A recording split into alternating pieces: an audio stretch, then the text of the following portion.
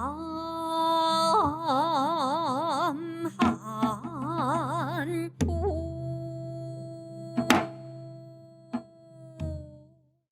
morning, good afternoon, and good evening to everyone who is joining us today.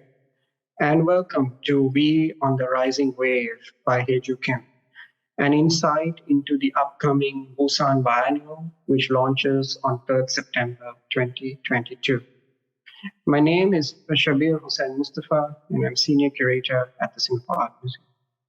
This talk is held in conjunction with SAM's research effort titled Village of Rafts, that seeks to chart cultural activity burgeoning across the Indian Ocean littoral, emphasizing on how stories and ideas flow with water, like water. This talk series attempts to trace how highly specialized industrial, infrastructural, ecological, and migratory flows occupy a geography that stretches from Busan to Canton to Singapore to Mumbai to Zanzibar. It is also intended that these conversations will build up towards an aspirational network of practitioners who may not only share and exchange ideas and thoughts, but also find points of debate and convergence. Our inaugural talk, which was held a few weeks ago, featured Singaporean filmmaker and artist Tan Pin Pin, who reflected on the making of a highly influential 2017 film, In Time to Come. With Pin Pin, we were particularly interested in her meditations on time and how the various rituals that the film presents, from the unpacking of a time capsule to attending a school assembly to observing how empty shopping centers appear like just before they open for the day, to awaken expressway under the sea moments before it is inaugurated. Pin Pin and In Time to Come asked us, how do we come to the information we come to? How do we come to be who we are? How can we think of the future if it is an illusion? What happens if we do not think of time as if it were a straight line, but moving in endless spirals through and within us? Today's talk is a related insight into the reflective processes of my friend and curator, Haeju Kim, who is based in Seoul and Busan, South Korea. She is currently working as the artistic director of the Busan Biennale 2022 and previously worked as deputy director at the Art Sonje Center in Seoul. The inquiry today is about how does the curator make decisions, figure out ethical dilemmas, stay true to their process. These are perennial questions, but also very contemporary ones. And I won't go into too many details, but I want to draw your attention to the title of today's talk itself, which is also the title of the biennial, We on the Rising Wave. A phrase that I hope we will return to from time to time during today's presentation and conversation to really understand how Haeju's reimagination of Busan happens in the context of a biennial, whilst also recalling it as a place where she grew up and lived until the age of 19. Could we think of curatorial process via another kind of an unassuming question?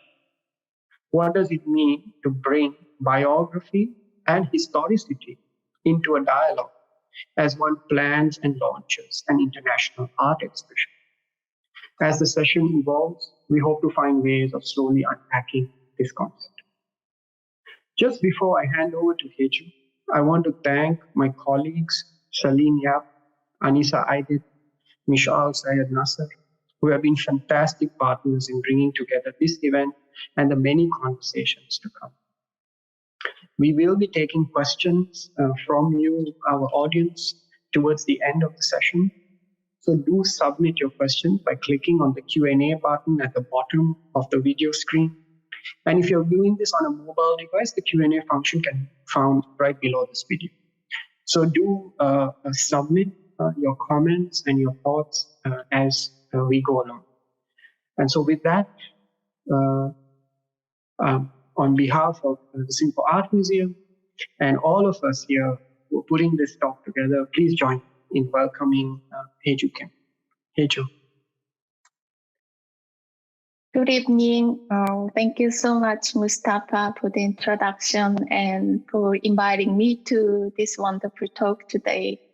I'm very pleased to be presenting the upcoming Busan Biennale 2022 to the audience of the Village of Rafts at the Singapore Art Museum.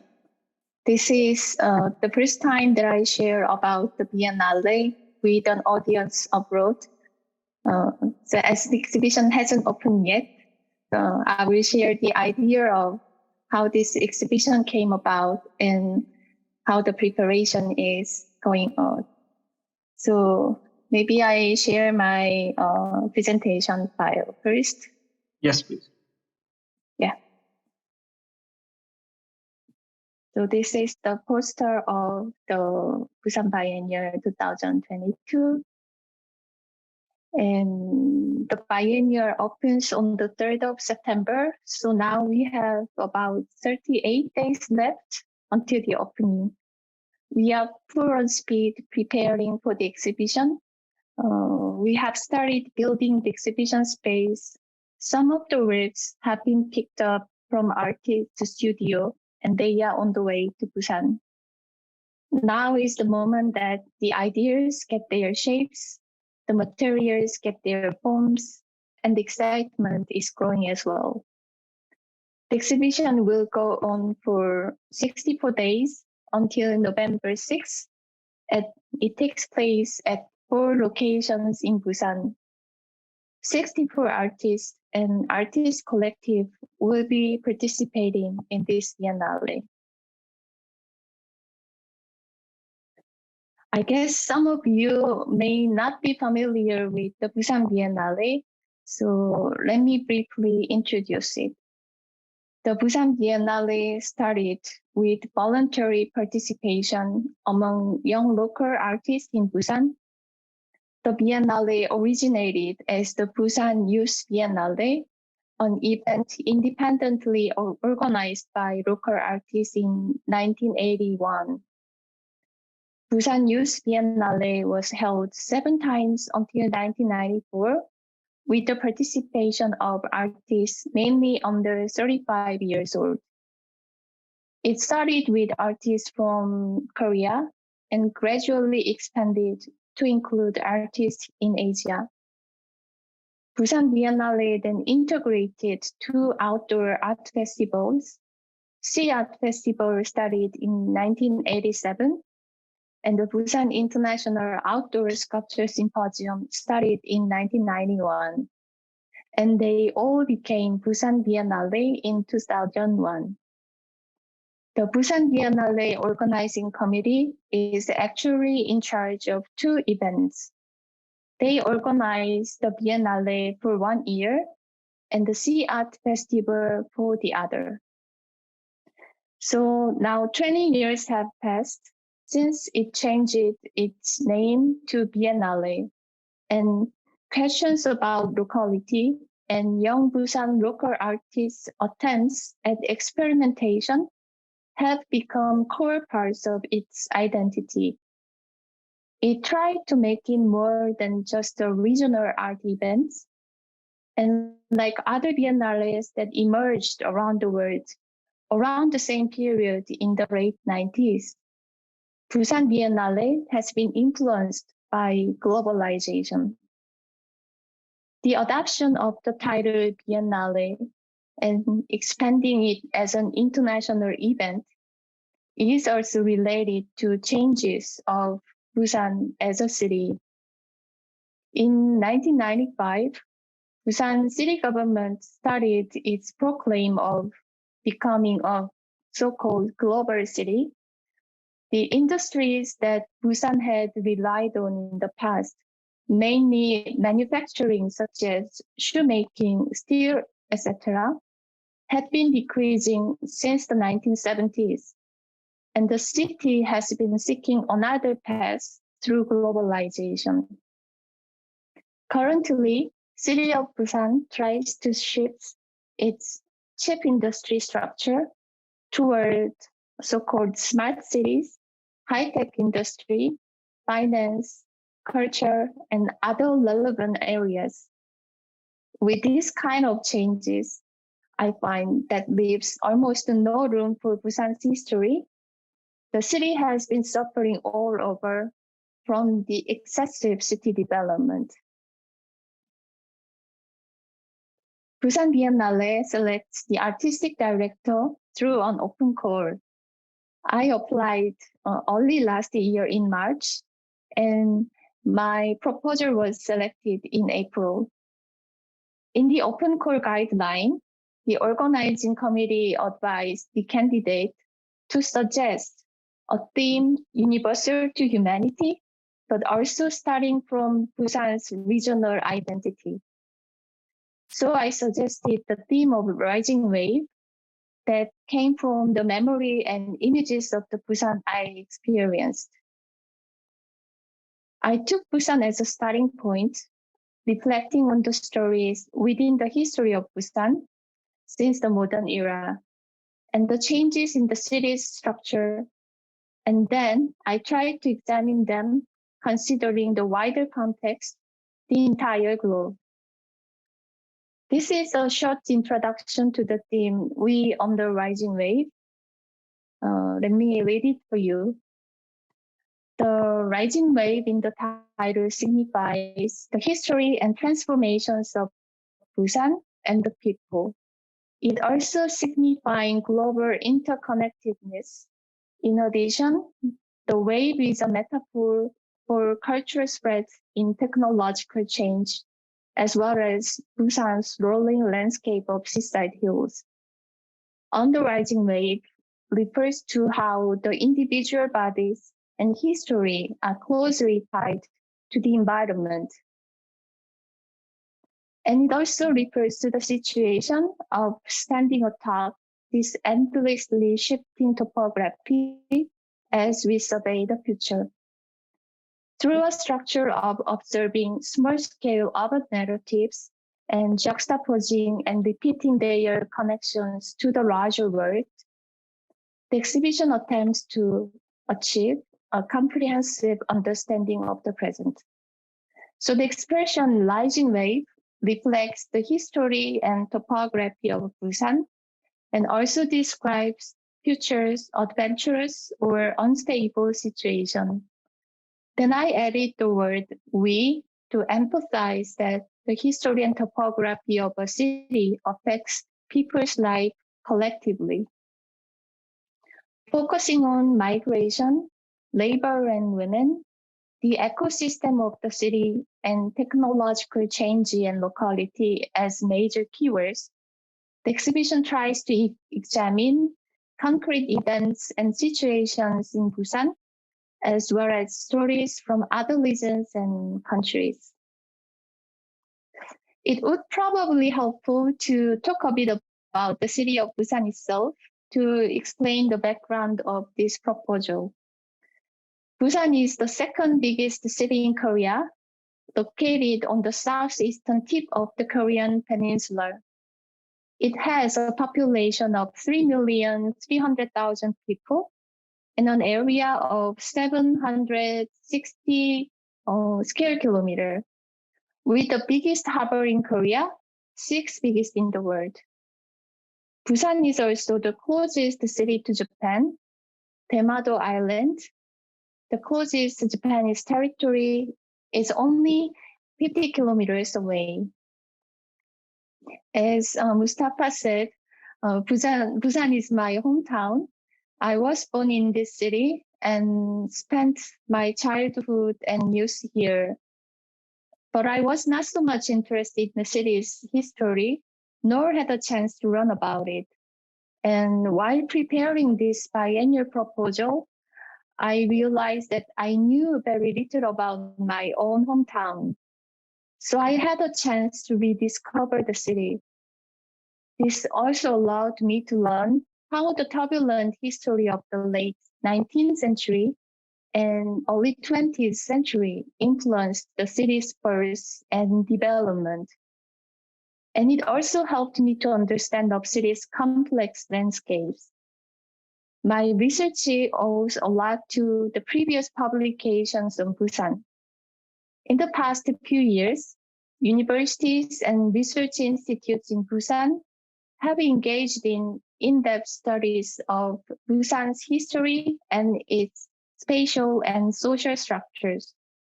Many key works have been published and translated, and the Busan Cultural Foundation and various communities have worked to gather an oral history of Busan. These were published especially since the 90s, when the decentralization policy was implemented in Korea. And with this, local and regional studies flourished. These are the images of the books I referred to for the research of the Biennale. I also visited museums and met professors, and also organized a workshop and lecture as a pre-program of the Biennale.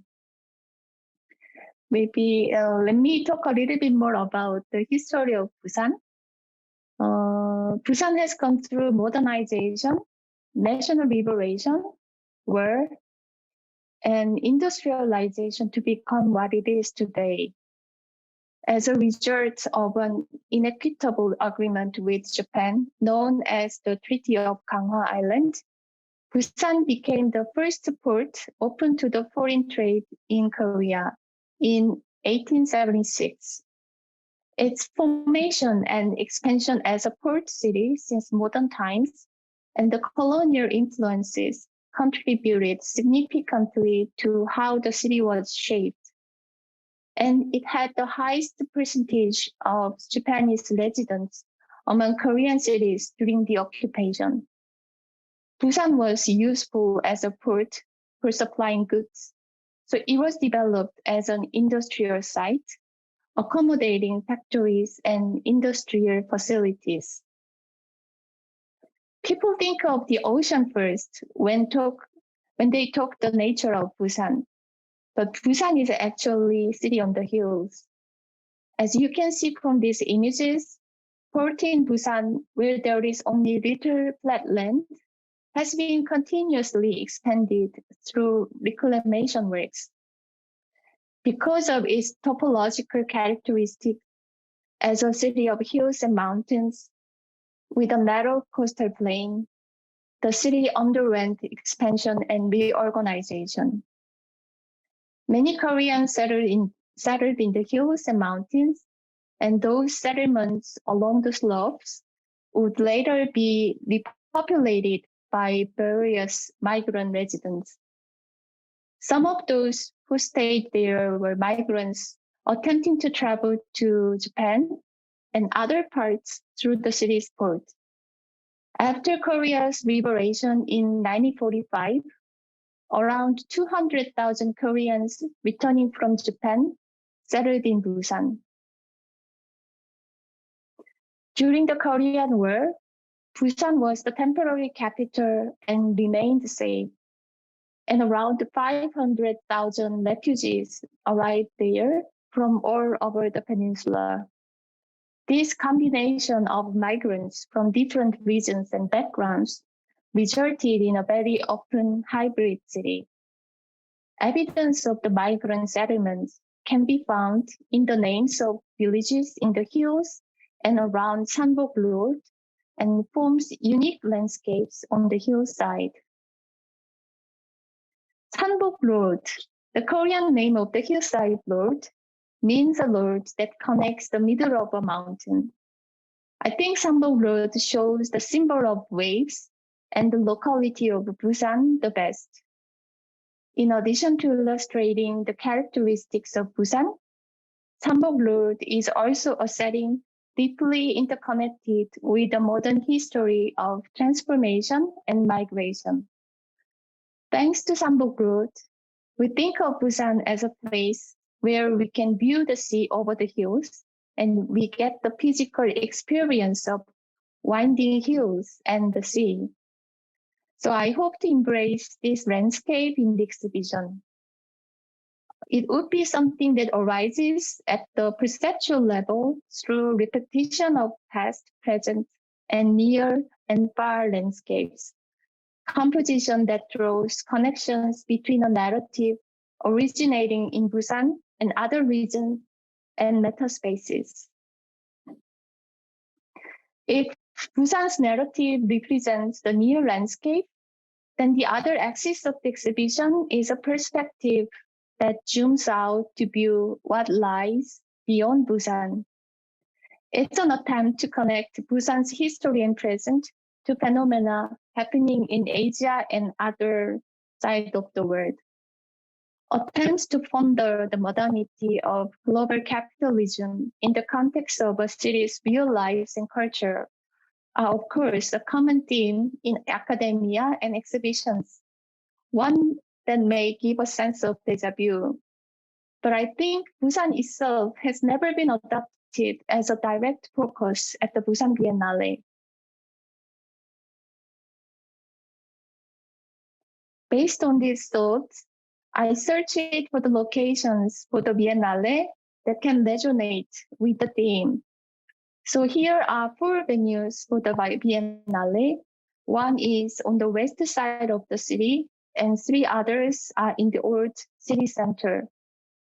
I hope people who come visit the Biennale could also travel to the city's history. So now let me briefly introduce about its venues. So the first one is Museum of Contemporary Art Busan.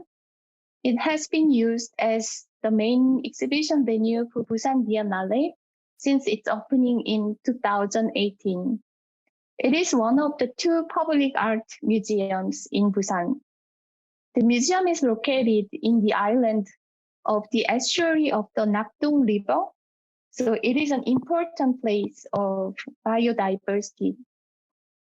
Until the 70s, the area drew international attention as Asia's largest habitat for migratory birds. But with the nationwide industrialization plan, the natural environment of the island was severely damaged to the extent to be used as a dumping ground. Uisukdo Island shows the changes in the ecological environment that occurred over the course of urban development in Busan. The second venue is the Pier 1 of the Busan Port. Pier 1 of Busan Port is the first pier built in Busan Port and was a gateway connecting Busan to the outside and a passage for migration, as well as the starting point of Busan as a modern city.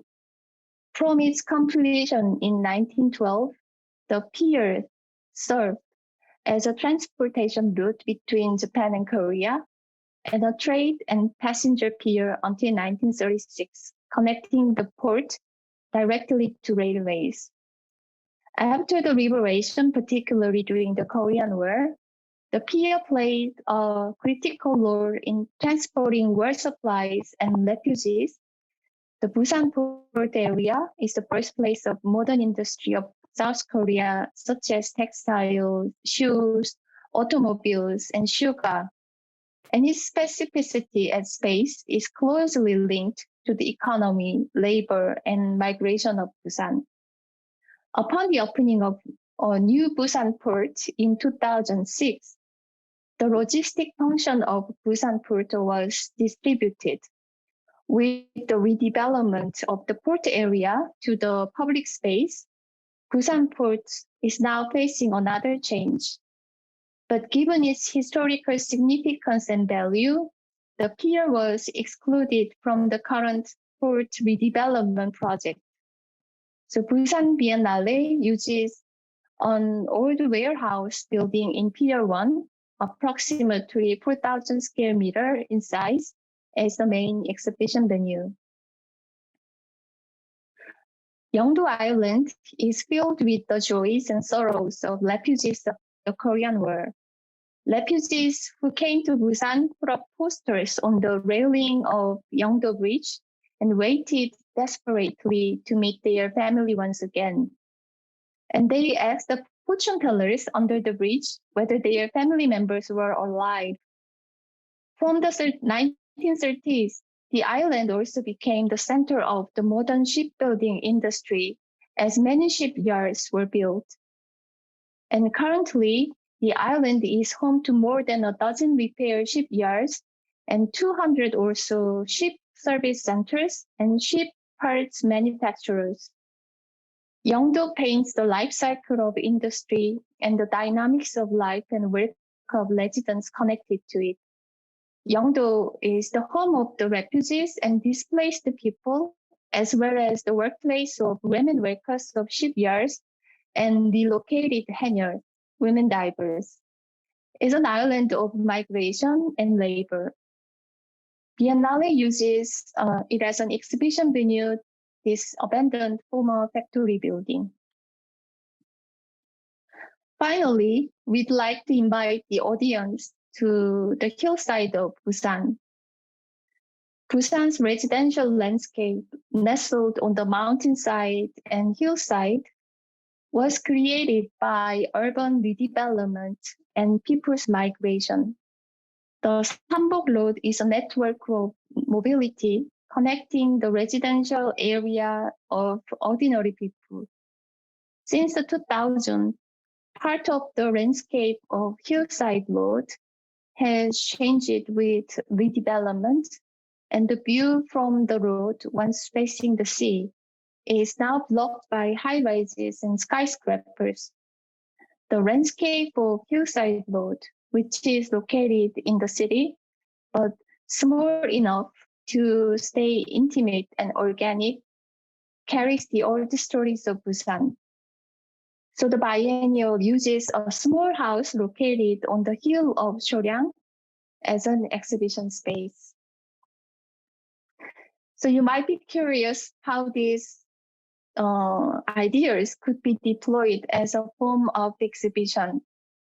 So I will give you a brief explanation of a few artworks that will be introduced at the Busan Biennial. This might show you how Busan stories could be interconnected with other regions. The right and the modernity is the main subject for the new work of 𝘕𝘪𝘀, a Korean artist who works mainly with film and photography. With this new production, the artist is crossing the trajectory of light through the modern infrastructure network and photography. The artist has been researching on the oldest lighthouse built in 1905 in Busan, and the remaining few films and photography data about the lighthouse. The artist also focuses on the fact that Busan was the first city connected by the marine cable to Japan. The right in a distant past, invisible data that passes through an optical cable, and the hikari are the elements of his research. Hikari means light in Japanese, and it is the name of the train which connected Busan with Manchuria in 1930s.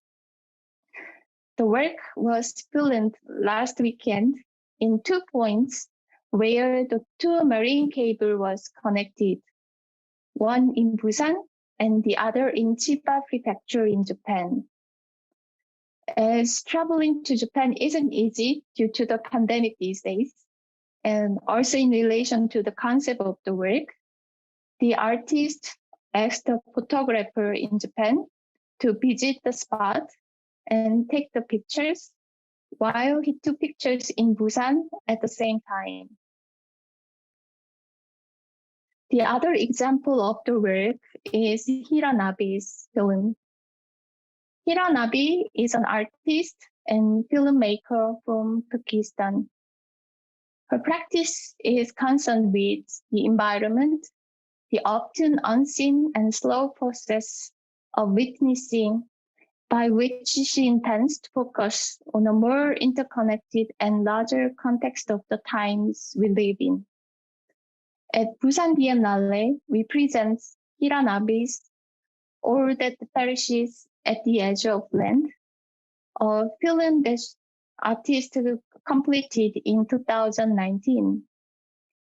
In this film, Ocean Master, a condemned container vessel, slowly enters into the shore of the 𝘙𝘪𝘦 and engages a fictional dialogue with workers in the 𝘙𝘪𝘦 yard.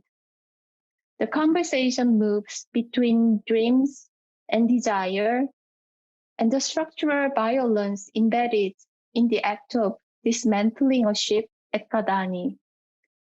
𝘙𝘪𝘦 in southwest Pakistan is one of the largest shipbreaking sites in South Asia.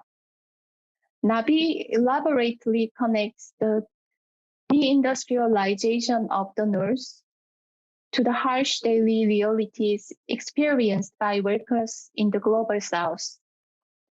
This industry also affects the surrounding nature and fishing village ecosystems.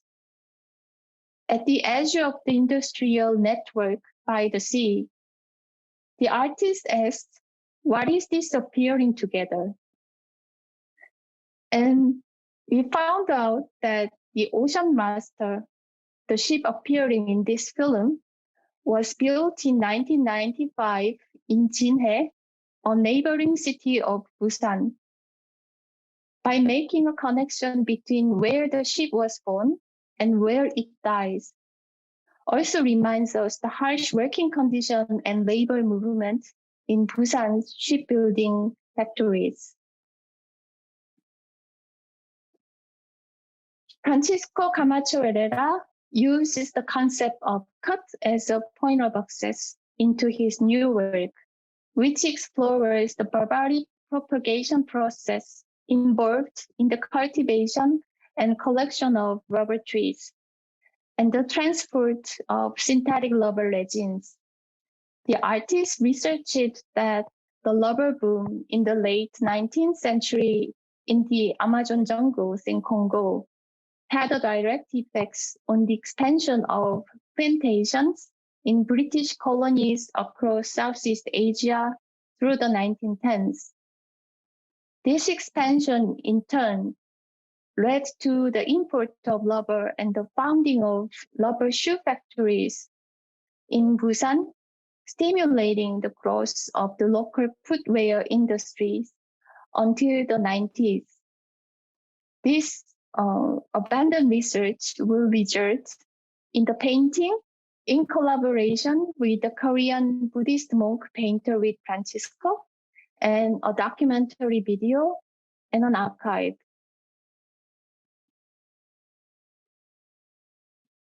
PEG is an artist curators collective structure founded in 2017 in Seoul that works across curating, web development, production, and distribution. The projects they are presenting at the Biennale is the installation based on their web exhibition project called Hinterland. This project has a specific timeline concept. It is set in 25th century Earth, and the puzzles from the past 23rd centuries are displayed in the online exhibition. I will quote the introduction of the Hinterland project. In the 23rd century, the most land had submerged. Humanity, except the few privileged, was forced to adapt to life at sea.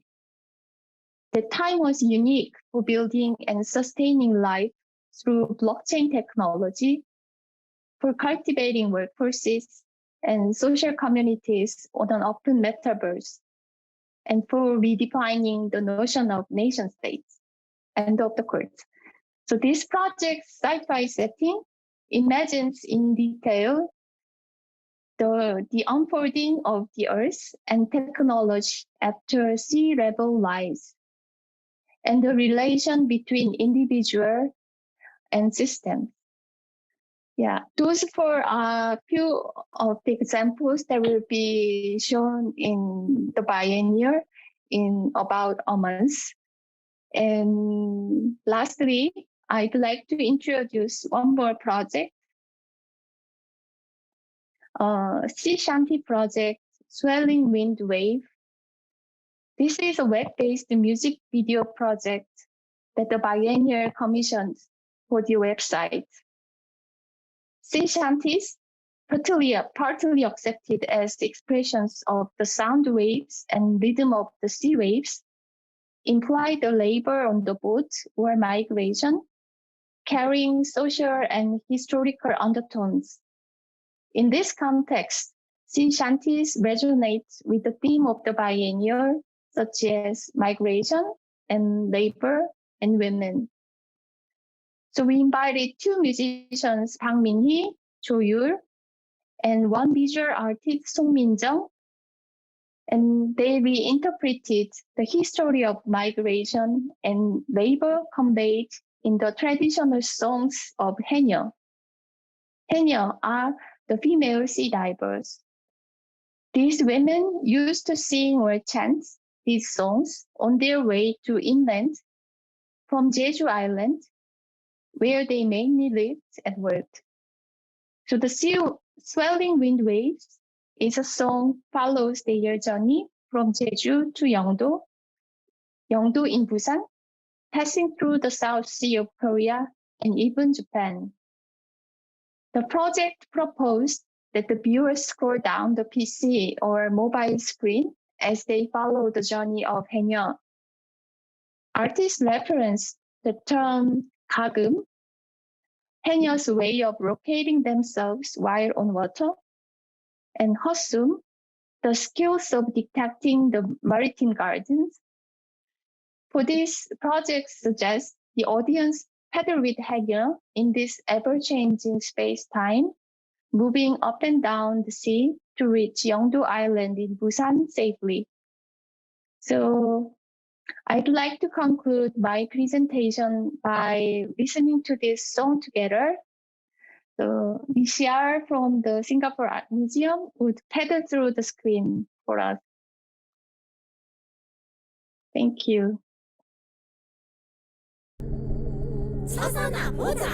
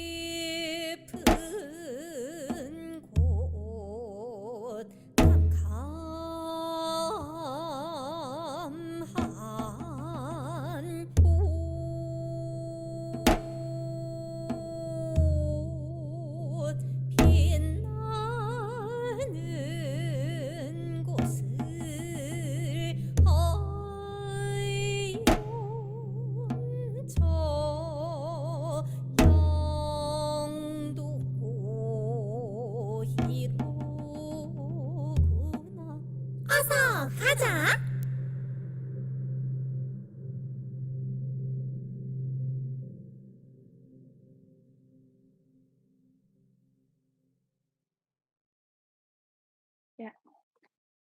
Thank you.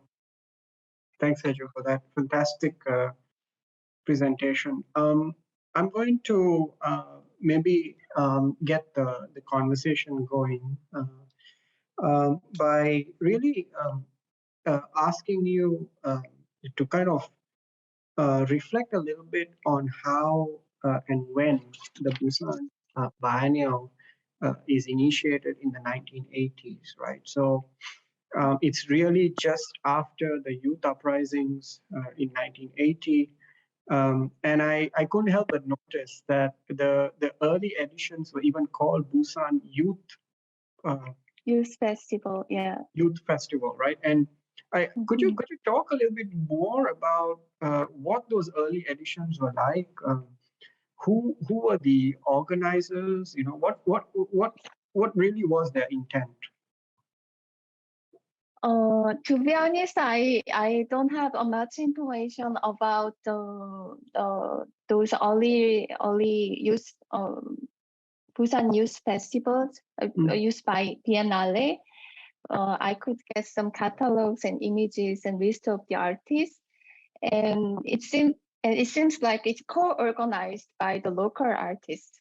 So there wasn't clearly mentioning curators or artistic director, but there were several several people listed as like committee members, and those names were changing by each editions, and it's also mentioned that most of the artists were under 35 years old. So it's in English they translated it as youth, but it's actually, I don't know, it can be called youth, but it's more like young artist exhibition. Yeah, so yeah. Then the first edition was only with Korean artists, and by adding up the other editions, I could see the names of the artists from Japan and the other regions. And also it seemed like they had several collaborators from different regions in the cities. So like some people, some artists from Seoul or other cities in the Korea was also engaged in maybe selecting or recommending the list of the artists. So it doesn't seem like an art exhibition starting from one director's idea or selections, but it seems more like an organic way of organizing an exhibition. Yeah. I also wanted to say that while I was living in Busan until 19 years old, my family background doesn't have anyone related to the arts. So, and also I didn't have chance to visit any art galleries or museum. And there were, of course, several art galleries and important art collectives and movements in Busan. But I wanted to say that the very first public museums only opened in 1998. So when I was about to graduate high school. So this way I did it my age. But and then and so I didn't really have chance to be exposed to the art environment. But so I think the artists in Busan also wanted to have more chance to show their works and more chance to connect with other regions and artists from outside of Busan. I guess that's how the project started. And then this is clearly remained in the structure, having this youth festival and having this history of starting as a local initiated project is still remained in the structure of the Busan Biennale. So now the Busan Biennale organizing committee has around 100 members. They are mainly artists from Busan, and they have like a general assembly every year, twice for every year. So they also, gives their opinions and thought on how the Busan biennials should be, should be held. developed. Develop. It's interesting, no? We also have some questions coming in, which I will do in a little bit. So yeah, everybody who's joining us, please do keep typing in your questions, and we'll come to them. Just a kind of a related question.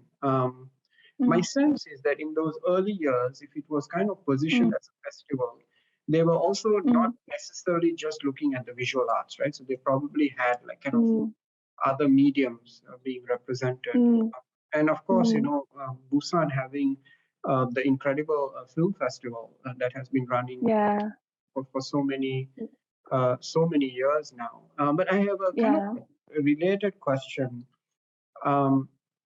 which is, of course, you know, the kind of triage, maybe, you know, between Seoul, Gwangju, and Busan, right? And how the Busan Biennial, which, if I recall correctly, you mentioned to me, it only became a biennial in 2001.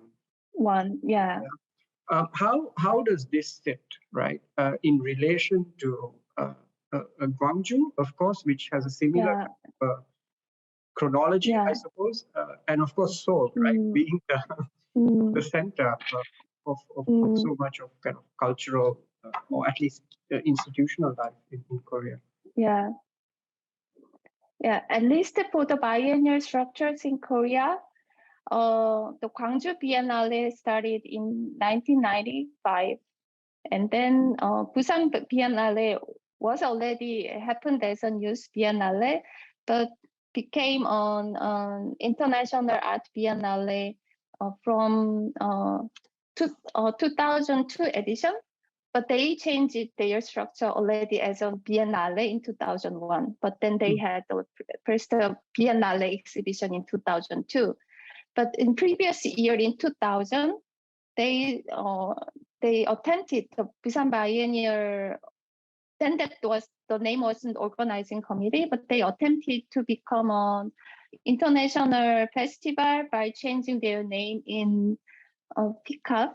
It's an international art festival, Busan International Art Festival. But there was this changing moment at the between 1999 to 2000. But this is actually at the same time that Media City Biennale in Seoul started. So with this turn of the millennium, and also the flourishing attempts of having those international art festivals in the local area, local cities. So also I mentioned in the presentation, those decentralization policy actively started in the 90s. So that also became a reason why those each cities wanted to have their own biennale or art exhibition. So now we have so many biennales in Korea, so calligraphy biennale and sculpture biennales in different cities. But since the Busan and Gwangju and Media City Seoul started a bit earlier than others, those three remained as a major, main biennale, main international art exhibitions in South Korea. Maybe one question, and we'll kind of start moving towards the current edition, right, of the Biennale, because we have a question that relates to that as well. But just before we get to that, I think it's interesting you mentioned decentralization, because the decentralization doesn't just go or happen, at least from my point of view, with regards to setting up biennales and exhibitions outside of Seoul, but I think it also, you shared with me how this went hand in hand with the writing of history itself, right? Yeah. And Yeah. how, when you were growing up, there was kind of less awareness, right, about the history of Busan itself. Shall we reflect on that? Because I think it's connected to be on the rising wave, right? Yeah. Yeah. So I actually realized that, while doing researches for this Biennale, and I found out there are so many books on Busan's history. And then, of course, when I was teenager, that wasn't my interest at all, of course. But I don't know how it is these days, but we haven't thought about the local history in the school. Yeah, maybe a little bit, but not much. We visited the museums, but then that was not really in the curriculum of the education I remember. Because then I wasn't much aware of how the city is connected to the modern history. And I even didn't know the city was so new. The major parts, big part of the cities where the people actively lives and works were only like a small fishing village. But in about 150 years, it has been so much developed, and the landscapes are so much changed. And those rapid and condensed industrialization so deeply engraved in the landscape of the Busan. So I was quite surprised that I'm a part of this history. So this awareness came so late. But then, so this research on the biennial became also for me very meaningful. That because I could understand more the places where I lived, the different locations and the villages in Seoul, in Busan that my family moved, was somehow related to changes in industry. And my parents are also not from Busan. They came to Busan in the 70s to find the jobs.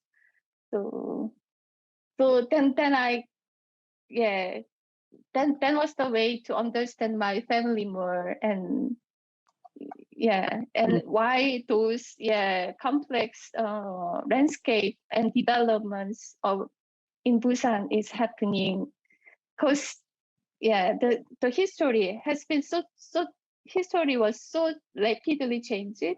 So traces are just overlapped, but without speaking itself. So that's somehow I'm trying to honor through this Biennale and connect to the current situation. Yeah, because there is your kind of biographical link, right? And this realization that somehow history writing, festival making, or exhibition making is also somehow connected to all these larger forces in really incredible ways, right? So we have a question that's come in, and it's quite an interesting one. It's asked, and I'm going to read it out. I'm fascinated by the unique artwork sites. So my sense is referring to the different locations that you identified. Mish, if you can, would you be able to maybe share a screen just so that we can recall those 2 or 3 sites that were identified? Yeah. But the question is, did you face any challenges citing some of the works in these unorthodox or less conventional spaces? And did you receive any kind of government or institutional support in securing these sites? Okay. Yeah, this is the first time that we use this place as an exhibition space. So I was quite lucky to get to know this space is empty, and it was I heard about this space from an architect professor who is having a study group, who has been doing a study group to protect this space. Because this is, I mentioned briefly that now we have new Busan port, a much bigger port in the west side of Busan. And so all those big container ships actually going there, not to the Busan harbor anymore. So the smaller container vessels and the fishing boats are coming to the Busan port. And the part of the Busan port is now under the regeneration plan. So the city government is building a park and opens this harbor to the public. And also they are building opera house. Yeah, these are all on the way. And so when you visit this pier, you can also see a lot of constructions happening around the harbor area. And those are professor in the architect departments and some local scholars raised their voice to protect this Busan, the Pier 1, which was the very first pier built in Busan. And that's where the ferry between 𝘕𝘪𝘨𝘩𝘵 and Busan went. So we now, I think now it's suspended to the development plan for the Pier 1 is suspended. So that's how we can actually use this space. And now it's under the Busan Port Authority. So we had to get permission from the Busan Port Authority. But at the end of this year, this will belong to the Busan city government. So now it's like also in the changing moment for this pier. So it goes from an industrial space to a kind of a civilian use. So the people people can access this very easily. This site. Yeah, it is in this area people can access, but it hasn't never been an actively open public space. Okay. Because this warehouse it wasn't warehouse. It's not a public facility. Behind you can see a small Sydney Opera House type of building, but this is ferry terminal to go to Jeju Island. So only the people who wants to go to Jeju Island by the boat might have visited this space. But most of the harbor spaces were actually blocked from the view of the audience. Only those big container ships and the people working in the harbor could access and see the harbors and how the harbor's life goes on. So that was for me, it was the first time I visited this harbor and the pier. Yeah. And then by using this space as an exhibition space, I expect that might bring more discussion on how to use this harbor and how to preserve or how to remember the history of the places. Yeah, it wasn't. I mean, we were lucky to have permission to use it, but since the plan of the development is suspended, there were a certain condition that we have to follow to use this space. And it's on warehouse of 70s. So it was quite dirty. So we had to clean all the space several times. But it's a huge and beautiful space, beautiful industrial space. And scale-wise, it's unfamiliar somehow. So artists really loves it. And artists who visited the space really loved it. Yeah. And Haeju, just to clarify, so these sites have never been used in the past for the Busan Biennale, right? No, it's the first time that we are using for the Biennale and also as public event. Maybe a kind of something that you've already discussed, but I thought it would be worthwhile to talk a little bit more in detail is your research process, right? And in an early interview on your planning, you said that Biennale really tries to think about stories from the backstreets of Busan. And I think you talked a little bit about it today, but I'm wondering,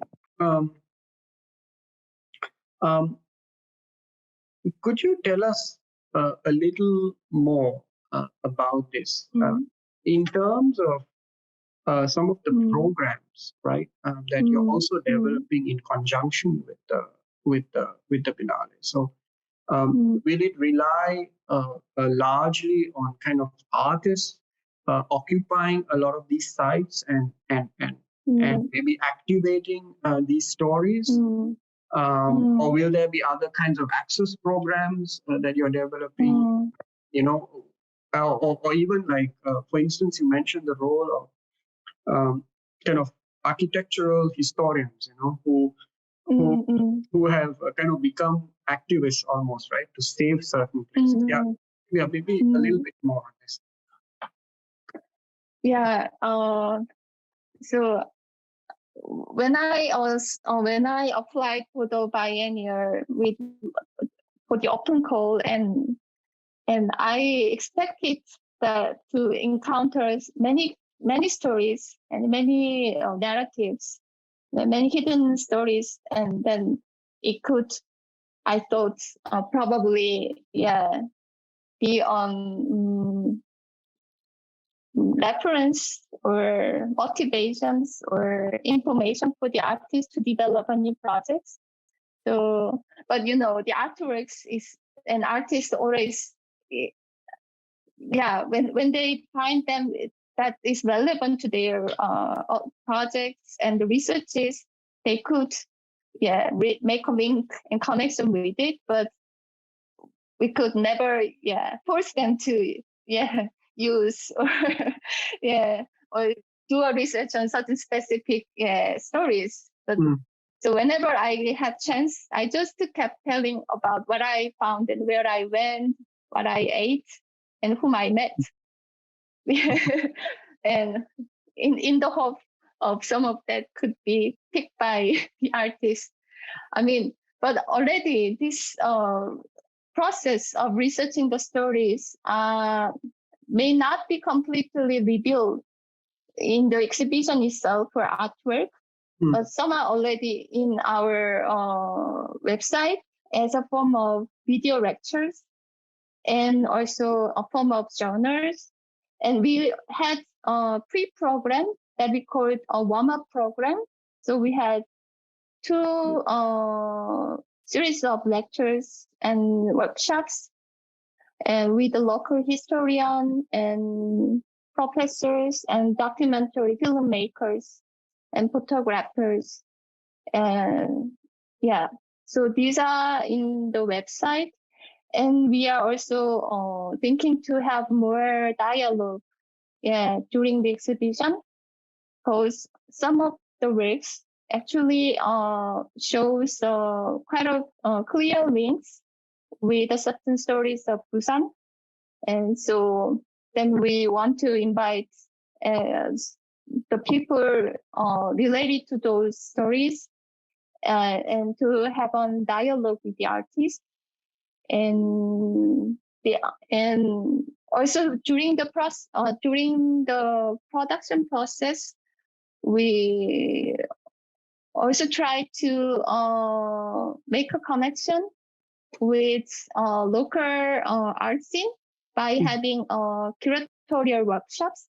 So we the 10 participants were actively joined in a curatorial workshop for 3 months, and half of them happened in online due to the pandemic, and half of those programs happened in Busan by visiting local bookshops and local art space. And they also did hiking in the mountain. So in a way, so we try to make a more closer relationship with the participants with local, not necessarily art scene, but diverse communities in Busan. That was one of the way out of the exhibition program. But also I found, you mentioned the Busan is also famous for the film festival, but also I found there are so many nice documentary filmmakers in Busan.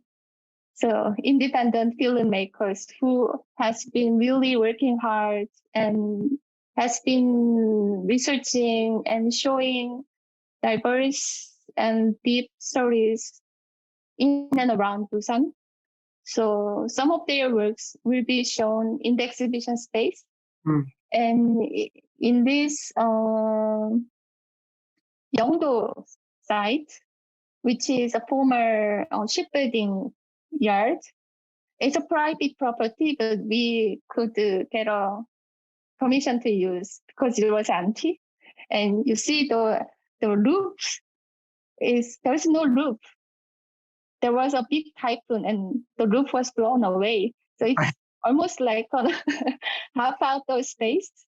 So we will have an outdoor cinema along with some installation of the artists.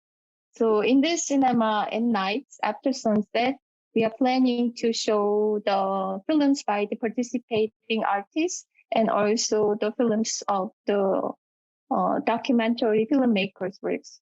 Yeah. So in this Fantastic. way, there will be works, somehow quite metaphoric. Yeah. But then there will be a work directly talking about the history of Busan. And these activities will continue for all 64 days, right? Yeah, we are planning to do. Yeah. I have one question, which might seem a bit lazy, but I'm going to ask anyway, which is, how has the pandemic kind of affected the preparation work? Because you also respond to the open call during or at the height of the pandemic, right? Yes. Yeah. Can you talk a little bit more about this? Because I'm quite curious. Like, how does one, work through the pandemic when travel, right, is disrupted? Especially when the biennial is speaking about movement, right, and connection. Yeah. I mean, I didn't really thought much about the pandemic situation when I applied, but naturally it affected my research process. So I was appointed to my open call. My proposal was accepted in April, but until the October last year, the border of South Korea was closed. Strictly closed. So I couldn't travel much. But then after the October, slightly opened, but only to the limited countries like Europe and to the US. So it was really a shame that I couldn't really travel to other Asian cities, countries, and I think which might have been brought more interesting dialogue and context. I missed traveling to Singapore, but I haven't been there for years. So my researches and knowledge are somehow stopped to the before pandemic. But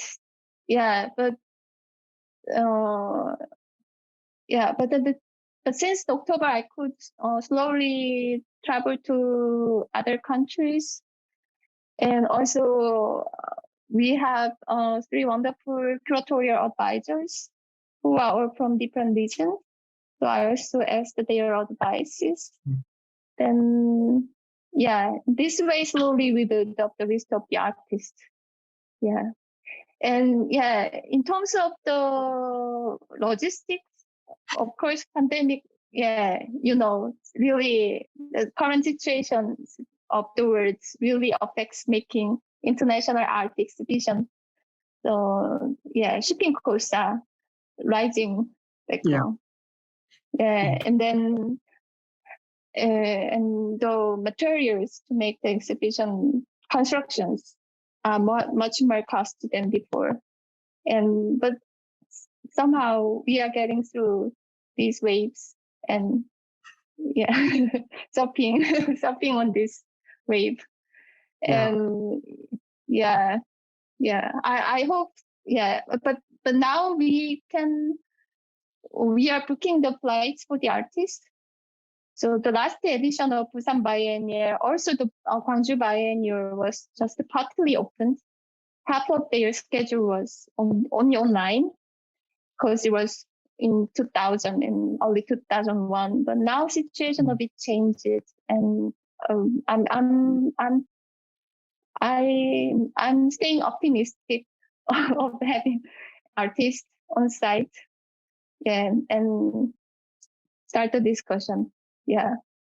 When I started to visit, do the studio visits from last October, I really realized meeting in person is uncomparable with the Zoom meetings.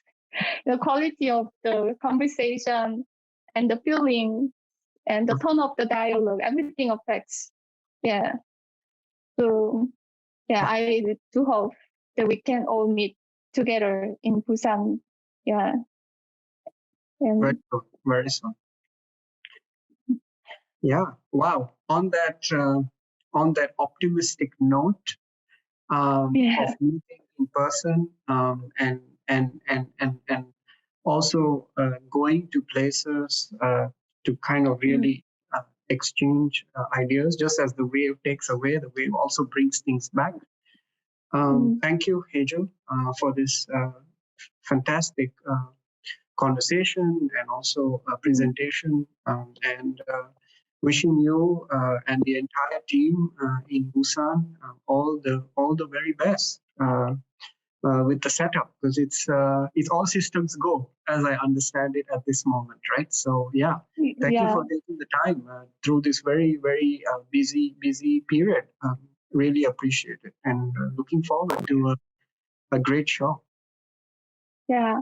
Thank you so much for your invitation and all the works from the team at Singapore Art Museum. It was really an honor to talk about the Biennale and sharing what is going on with you. Yeah. And I look forward to meeting you and hearing your thoughts on the Biennale that we're gonna present. Yeah. I look forward to the further dialogues. Great. Thank you. And everyone just have a good evening. Bye. Bye. 𝘵𝘲𝘢 넘어나간다. 𝘵𝘲𝘢 서울아 배겨. 𝘵𝘲𝘢 어서 가자. 𝘵𝘲𝘢